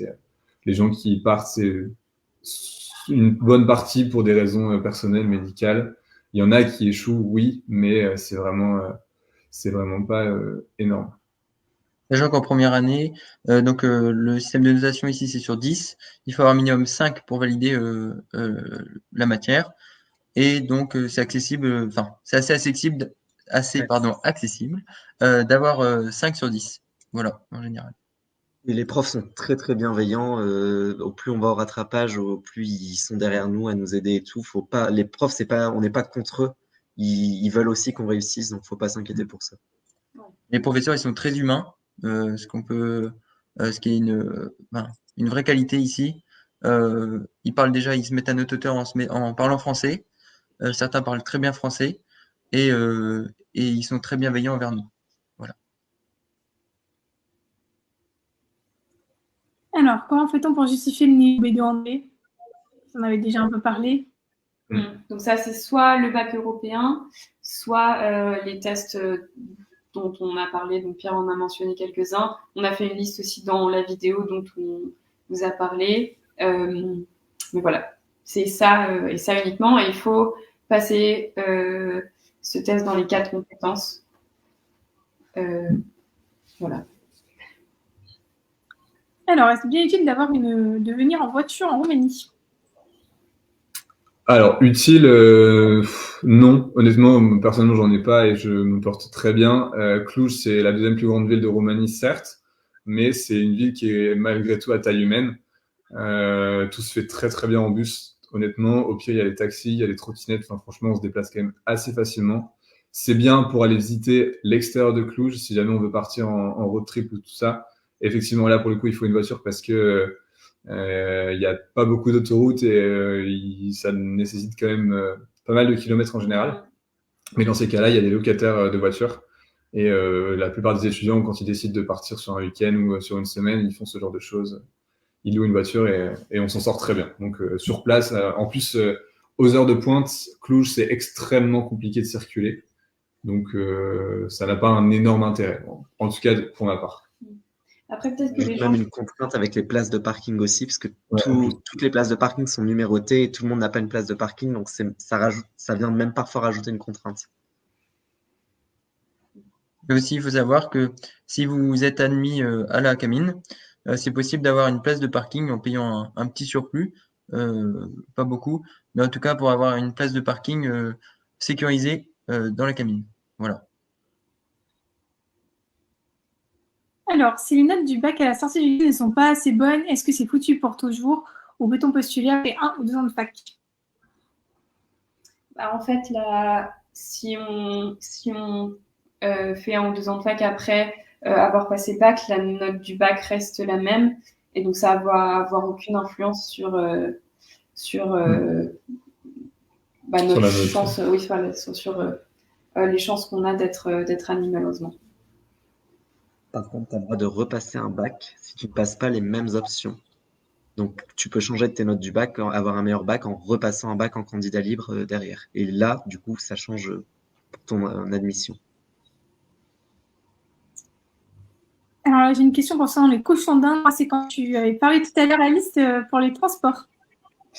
Alors, les cochons ne sont pas autorisés en avion. Il me semble que c'est que chiens, chats et furets. Donc, pareil pour les lapins.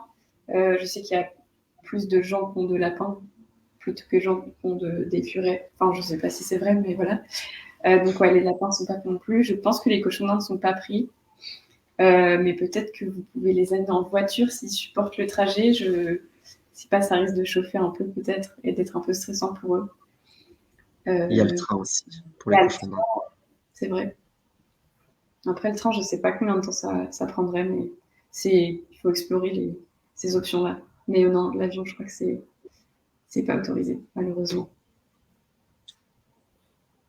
Alors, quelle est la part de post-bac en première année? Bonne question. C'est très variable. En augmentation, sûrement? Ouais. Post-bac, tu veux dire des gens qui sortent tout juste de bac? Ouais, il y en a beaucoup. Il y en a beaucoup. On a tendance à passer de moitié-moitié à on est presque à 2/3 de gens qui sortent de bac, qui sortent de bac maintenant. Mais c'est très très variable. Ouais. faut-il un acte de naissance pour le dossier? Oui.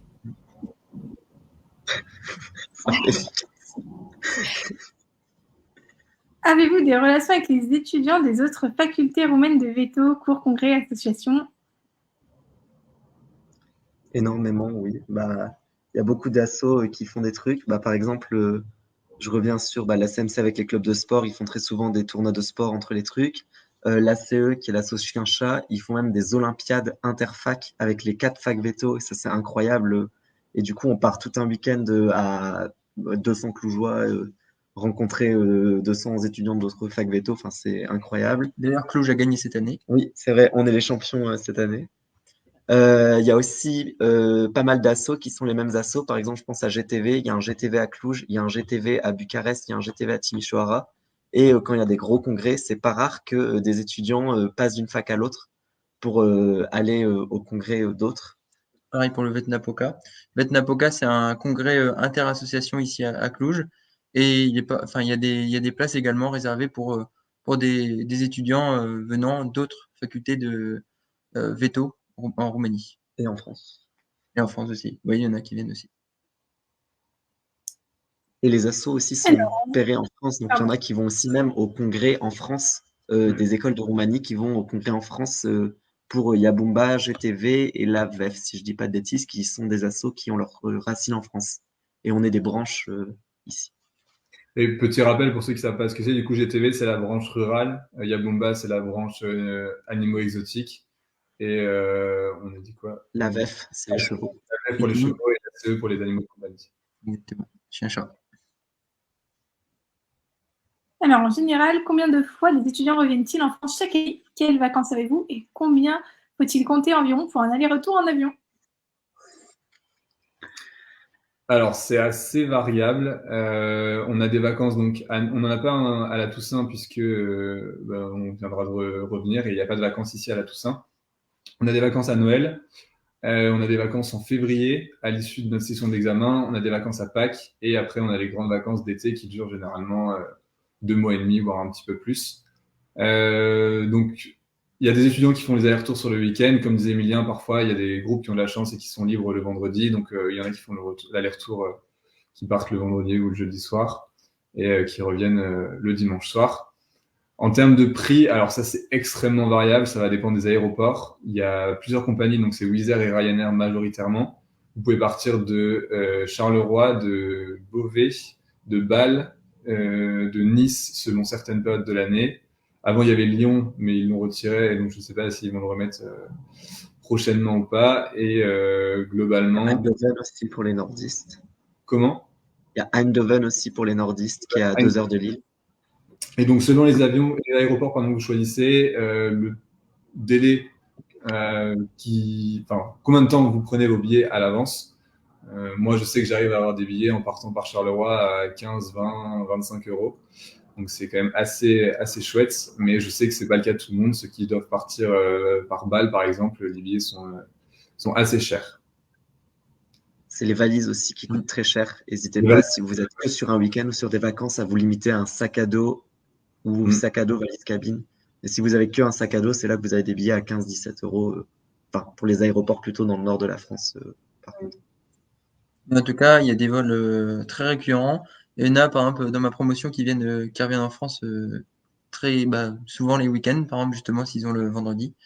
Et il y en a qui, voilà, c'est vraiment au cas par cas. S'il y en a qui veulent justement davantage voir leur famille, qui ont peut-être du mal avec la distance, ils peuvent revenir très fréquemment. Très fréquemment. Il y a beaucoup de vols. Donc voilà, il n'y a pas de règle, entre guillemets, à cela. Et ça, c'est pour la France métropolitaine. Ceux qui sont en France, en Drôme, etc., en général, ne rentrent qu'aux vacances d'été ou aux vacances d'été et Noël, parce que là, c'est beaucoup plus cher, beaucoup plus long et beaucoup moins de vols. Alors, tous les documents doivent-ils être traduits en roumain et certifiés? Si oui, par qui? Alors ça, on a déjà évoqué la question tout à l'heure. C'est pas nécessaire, en tout cas pour Cluj.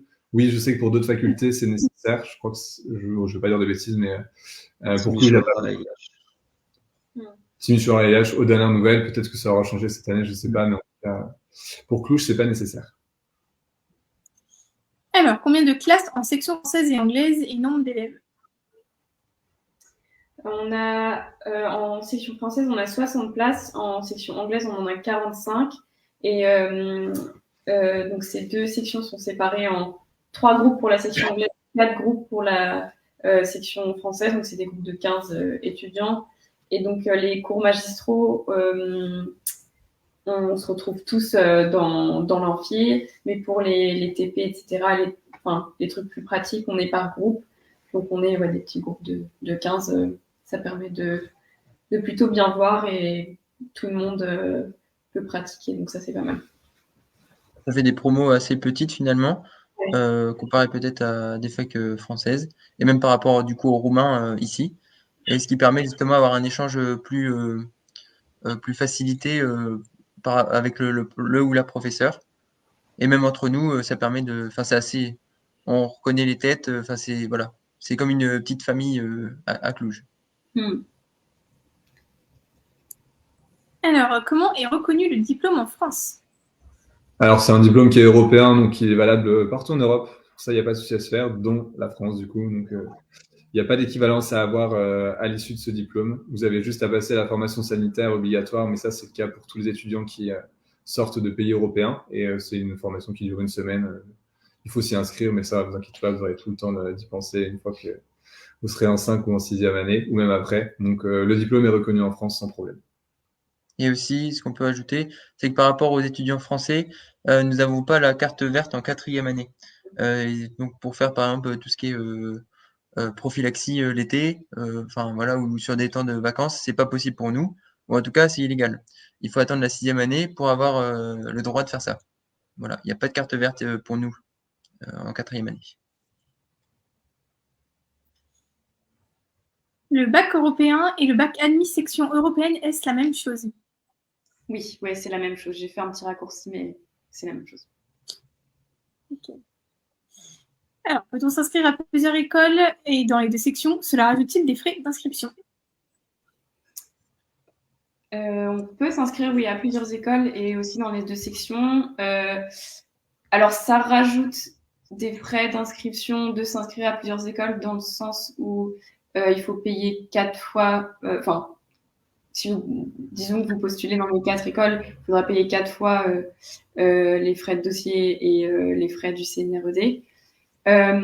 Mais si pour une même fac, vous postulez, par exemple à Cluj, si vous postulez en section française et anglaise, il faut un seul dossier, payer une seule fois les frais d'inscription, et donc ça va pas rajouter de frais d'inscription. Et donc vous pouvez très bien postuler dans les 2 sections. Il faudra juste préciser au moment où vous constituez votre dossier, il faudra préciser si votre premier choix c'est la section anglaise ou française. Mais voilà, c'est tout. Après les études en Roumanie, les vétos sont-ils bien accueillis en France? Alors, en France, il y a un déficit cruel de vétérinaires, comme on le sait tous. Très généralement, on est hyper bien accueillis parce que on apporte de la main-d'œuvre. Très généralement, les gens qui viennent en Roumanie pour faire leurs études, c'est des gens qui sont extrêmement motivés. Et quitter leur famille pendant 6 ans, s'expatrier pour aller faire ces études, c'est généralement des gens qui vraiment ont ça dans le sang et veulent faire ça depuis leur plus jeune âge. Donc, très généralement, on est très motivés et on a des super retours. Donc, oui, on est très bien accueillis. Il y a parfois des vétérinaires qui sont un peu réticents, mais c'est généralement des vétérinaires qui sont en fin de carrière et qui ont l'habitude de voir uniquement des étudiants sortir de France. Donc, c'est ceux-là qui potentiellement peuvent avoir des a priori, mais personnellement, j'en ai jamais rencontré dans tous les stages que j'ai pu faire. Donc, oui, on est bien accueillis.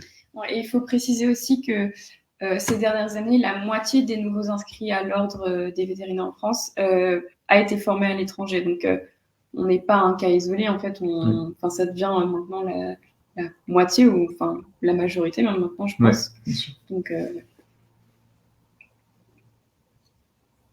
Alors, on va passer aux 2-3 dernières questions. Avec un bac général SP, SVT et AMC anglais, est-ce que j'ai mes chances si j'ai la note de bac attendue pour l'admission et pour les études? Alors, le type de bac n'importe absolument pas. Vous pouvez avoir fait SP, SVT, SP, je ne sais pas quels sont les SP dans les bacs les plus récents, mais en tout cas, toutes les SP sont équivalentes. La note finale importe et il n'y a que ça qui importe. Donc, oui, tu as tes chances d'être pris si jamais tu as fait ce bac général. Et cela vaut également, donc là, pour les bacs généraux, toute option, mais également pour les bacs technologiques. Oui. Généraux et technologiques, exactement. Alors, le prix de l'année scolaire est-il figé pour la durée des 6 années d'études? Oui, ouais. Ça, ce sera écrit dans le contrat que vous signerez avec la fac. Peu importe si le prix change pour les années après vous, une fois que le contrat est signé, ce sera le même prix tous les ans jusqu'à la fin. Alors, pas de stage d'équivalence en fin de 6e année pour avoir le droit d'exercer en France?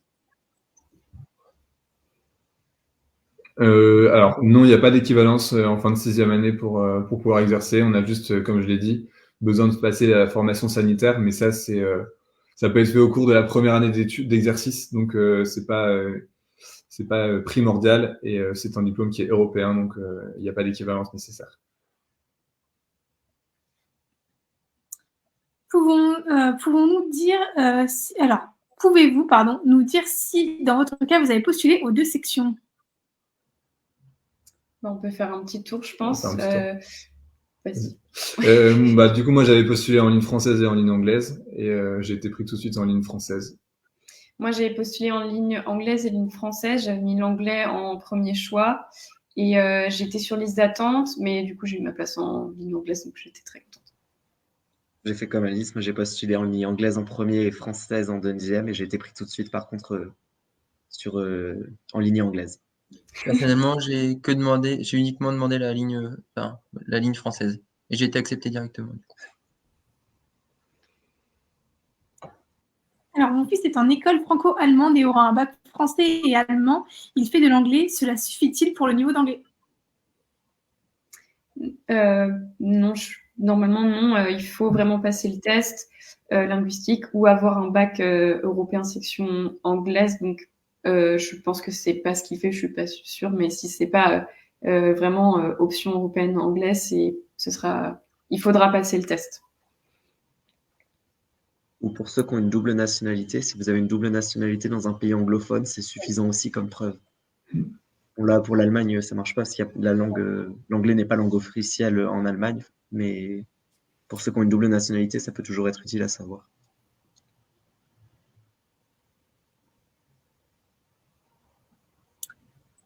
Alors, on peut faire son internat en France? Alors oui, sans aucun problème, on peut faire son internat en France parce que de toute façon, l'internat, c'est à l'issue des études. Donc, une fois que vous êtes diplômé, après, vous faites, entre guillemets, ce que vous voulez de votre vie. Et donc, du coup, on est sans problème éligible aux internats, que ce soit les internats publics. Alors ça, c'est sur concours qu'il faut passer au cours de la 6e année, ou alors aux internats privés. Et donc ça, pour le coup, il faudra monter un dossier, pareil, pendant la 6e année en amont, mais on n'est absolument pas discriminé en tant qu'étranger pour faire un internat en France ensuite. Alors, avez-vous tenté le concours par la prépa en France? Si oui, conseillez-vous de faire 5-2 ou de partir directement à l'étranger? Alors, du coup, parmi les 4, quand on s'est présenté au début, comme on disait, moi j'ai fait 2 ans de prépa, Adrien en a fait 3 et Alice en a fait 2. Du coup, personnellement, mon choix était de me dire, ok, j'ai pas eu le concours en France, j'ai encore beaucoup de chances de ne pas l'avoir parce que c'est quelque chose qui est extrêmement compliqué. Il y a vraiment tout le stress du concours et il y a aussi tout ce qui est aléatoire puisque ça dépend des sujets, etc. Donc, j'ai fait le choix de partir directement à l'étranger et de ne pas perdre un an. Mon conseil personnel, ce serait vraiment de vous dire, venez à l'étranger parce que il y a de moins en moins de places qui sont allouées pour les personnes qui sortent de prépa. Et donc, ce serait dommage de perdre un an, entre guillemets. Maintenant, je sais pas ce que vous conseillez les autres. Ouais, moi, je pense que c'est assez personnel. Moi, j'ai eu la mononucléose en 2e année, donc du coup, c'était un peu plus compliqué. Mais enfin, voilà, je pense que je suis un cas un peu isolé. Mais après, je rejoins Pierre sur le fait que, bien sûr, comme on l'a dit, c'est impossible de prévoir le niveau des candidats tous les ans, mais la tendance, c'est que le niveau augmente. Et donc, si ça continue sur la même courbe de progrès, on peut imaginer que vous aurez moins de chances d'être pris à Cluj l'année prochaine. Mais ça, bon, voilà, c'est que des suppositions. Mais voilà, je rejoins Pierre là-dessus. Et bah, du coup, moi, j'ai fait les 5 demi et je suis. Ah, pardon. Avec les 5 demi, moi, je suis assez d'accord. Je conseille pas forcément le 5 demi parce qu'on termine vraiment sur les rotules. Après, moi, c'était particulier aussi parce que mon premier concours, je l'ai passé pendant le confinement. Donc, on a une année particulière. On a passé notre concours mi-juillet au lieu de le passer fin avril. Et ils nous ont dit 2 semaines avant, le concours, c'est dans 2 semaines. Donc, je vous laisse imaginer l'état dans lequel on était aussi. Mais du coup, je me suis dit, je vais cuber parce que sinon, je vais toujours regretter. Mais maintenant, avec la réforme qu'il y a eu il y a 2 ans, il y a de moins en moins de place aussi en prépa. Donc, si tu l'as raté la première fois de loin ou de moyen, faut te dire qu'il y aura aussi moins de place l'année qui suit et tout. Donc, si c'est vraiment un ressenti personnel aussi, mais faut pas hésiter à venir à l'étranger et à accepter de rater en France. Alors, si on repasse son bac en candidat libre, peut-on fournir notre diplôme du premier bac car c'était un bac européen? Non. Tu ne peux pas parce que ça invalide ton bac précédent. Enfin, ça, c'est en France. Si tu repasses un bac, tu invalides ton bac précédent. Dommage du coup si, enfin après ça dépend du coup la raison pour laquelle vous effectuez un nouveau bac en candidat libre, et potentiellement vous aurez une meilleure note et donc meilleure la note sera, plus, enfin meilleures vos chances seront d'être accepté ici quoi. Je passe du coup aux 2 dernières questions que j'ai fusionnées parce qu'on en a déjà un peu parlé. Quels documents fournir pour les stages et si nos expériences passées sont suffisantes pour une bonne moyenne. Voilà, combien, un nombre d'heures particulier. Il n'y a pas d'heure. Vas-y, Emilien. Il y a pas d'heure en termes de volontariat. C'est vraiment, faut mettre tout ce que vous pouvez faire. Si même vous avez le temps de refaire des stages d'ici là, faire une semaine, même une semaine, ça peut même être beaucoup, enfin, ça peut être valorisé. Et justement, faut pas lésigner sur cette note de volontariat qui est peut-être qu'à 10%, mais elle peut faire la différence par rapport avec une personne qui a complètement laissé de côté le volontariat. Et ça, vous le retrouverez justement dans dans la vidéo qui est sur le groupe Facebook où il y a justement la comparaison. Et c'est pour ça qu'on insiste vraiment sur le fait que, OK, vous avez envie de mettre le plus vite possible votre dossier pour être sûr qu'il soit accepté. L'ordre d'arrivée n'a vraiment aucune importance. Et donc, si vous avez une semaine ou deux entre la fin de votre année scolaire, que ce soit en terminale, le bac, que ce soit votre année scolaire de ce que vous êtes en train de faire, profitez de ces 2 semaines pour faire un stage et éventuellement le joindre à votre dossier. Et vous avez donc, comme on a dit, jusqu'au 17 juillet pour déposer votre dossier. Donc, l'ordre de dépôt n'a pas d'importance. On insiste vraiment là-dessus. Et il ne faut pas avoir de timidité non plus dans le fait de demander des recommandations de la part de vos maîtres et maîtresses de stage. Ça peut vraiment être valorisant. Voilà. Eh ben, merci à tous. On n'a plus de questions, des petits remerciements. Je vais passer certains messages. Voilà, merci à tous d'avoir été présents.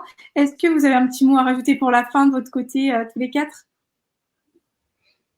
Eh bien, écoutez, on vous souhaite bon courage pour la constitution de vos dossiers. On vous rappelle que du coup, il y a notre groupe Facebook sur lequel il y a beaucoup d'informations qui ont été données. Il y a notre vidéo d'ailleurs qui est toujours disponible. On rappelle que la partie du CNRED n'est plus valable, mais que tout le reste l'est toujours. Et voilà, on espère vous revoir l'année prochaine. Ouais. Eh ben, merci à vous 4 d'avoir été présents. C'était vraiment top. Vous avez bien répondu à toutes les questions.